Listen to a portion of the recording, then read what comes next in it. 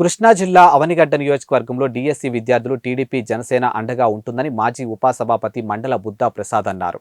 అవనిగడ్డ గాంధీ క్షేత్రంలో జిల్లా తెలుగు యువత అధ్యక్షుడు దండముడి చౌదరిబాబు ఆధ్వర్యంలో ఒకరోజు దీక్ష నిర్వహించారు. ఈ సందర్భంగా బుద్దా ప్రసాద్ మాట్లాడుతూ ఇప్పటికే చంద్రబాబు పవన్ సభలో ప్రసంగిస్తూ మెగా డిఎస్సి గురించి ప్రస్తావించారని చెప్పారు. ఈ క్రమంలో రాష్ట్రంలో వచ్చేది టీడీపీ జనసేన ప్రభుత్వమేనని, తాము అధికారంలోకి రాగానే తప్పకుండా డిఎస్సి అభ్యర్థులకు న్యాయం చేస్తుందని హామీ ఇచ్చారు.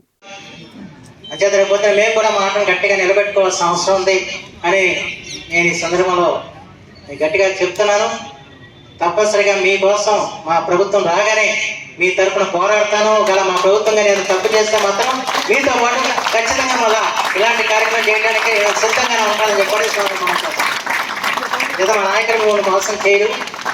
ఎందుకంటే వారు కూడా పదే చెబుతున్నారు కనుక రేపు పొద్దున్న రాగానే ప్రత్యేకించి యువతకి ఉద్యోగ అవకాశాలు కల్పించడమే ప్రభుత్వ ధ్యేయం అవుతుంది.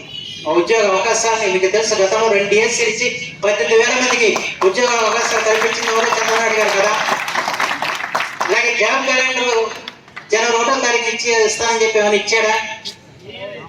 పైగా చంద్రబాబు గారు ఆ రోజు తీసుకొచ్చిన పరిశ్రమలన్నీ కూడా వాళ్ళ పక్క దారి పట్టే విధంగా చేసి ఈ రోజున అవకాశాలు లేని స్థితి కల్పించారు.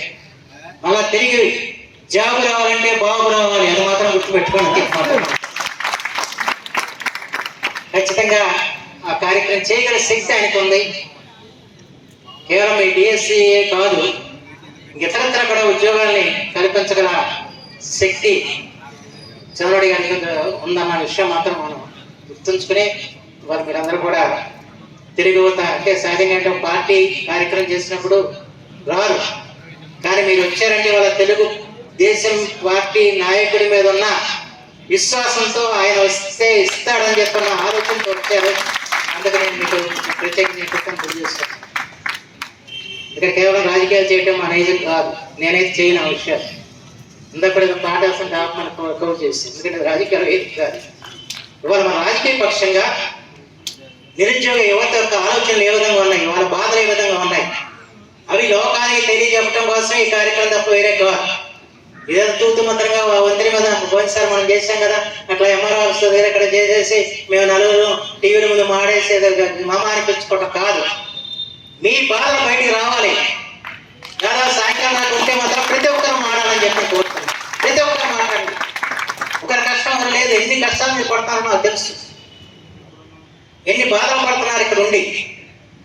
నిజంగా కుటుంబాలకు దూరంగా ఉండి, ఇంత దూరంలో ఉండి మీరు పడే వేదన నేను ఊహించలేనంత వేదన మీరు పడుతున్నారు.